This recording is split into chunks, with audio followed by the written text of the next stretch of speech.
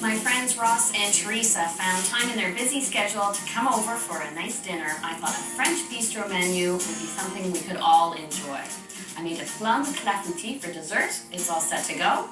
And I've got my side dishes done. The haricots verts with citrus sauce and creme fraiche mashed potatoes. Oh, those are spectacular. But I want to make a salad to serve bistro style after the main course. I've got Frisee lettuce. I love how ruffly and frilly it is. It just sits high on the plate.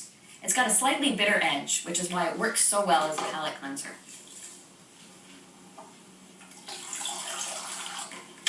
I like that you don't have to cut up Frisee. The leaves are dainty enough that they're easy to handle with a fork and a knife.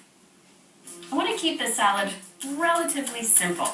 Not just because Ross and Teresa are going to be here any moment, but after dinner, a salad doesn't need to be complicated.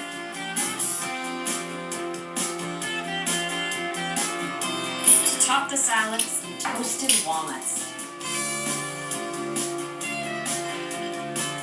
Just lightly toast these while I make my vinaigrette. And just like the salad, I'm keeping this simple. If there's any vinaigrette I make repeatedly, it's a red wine vinaigrette.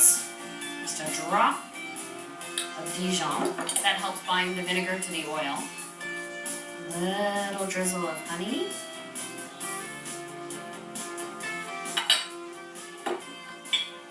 And a good quality red wine vinegar. While I'm whisking, I'll add the oil. It's important to add the oil gradually to the vinegar base so that it accepts it and emulsifies, so it's nice and smooth. Salt, some pepper, and the best way to test the seasoning on your dressing is to use a bit of lettuce. So that's how you're going to eat it after all. Sprinkle my walnut pieces over the salad and set this aside for after we've had our main course. The last thing to get ready before Ross and Teresa arrive is the turkey escalope.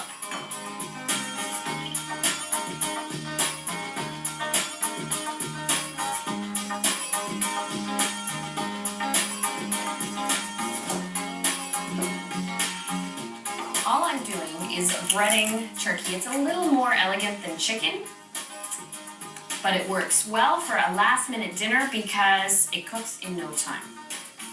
Couple of eggs, a splash of milk here. And I'm just getting my breading mixture organized here. And whenever you bread anything for frying, it's a combination of dry, wet, dry. I like to season each part of the breading process. That way, I know it's properly seasoned all the way through. This is truly à la minute cooking. Cooking right from scratch immediately before serving. And I like to cook my escalope in a combination of butter and oil.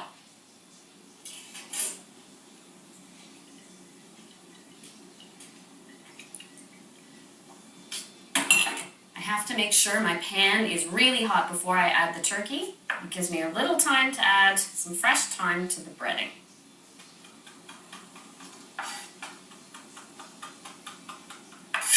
I'm waiting for the butter to foam up and then actually stop foaming. Then I know it's hot enough to fry the turkey escalope.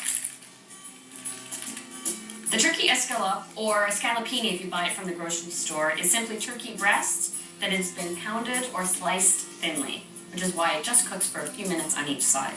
To get it ready, first dip it in the dry, give it a shake, then the wet, and then the final breadcrumb coating. My butter was foaming madly a moment ago. Now it has settled out, so I know it can go in.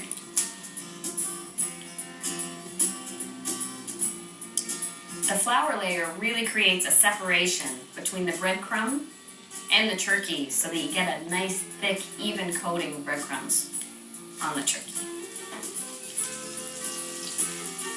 Just let them turn nice and brown. About 3 minutes per side.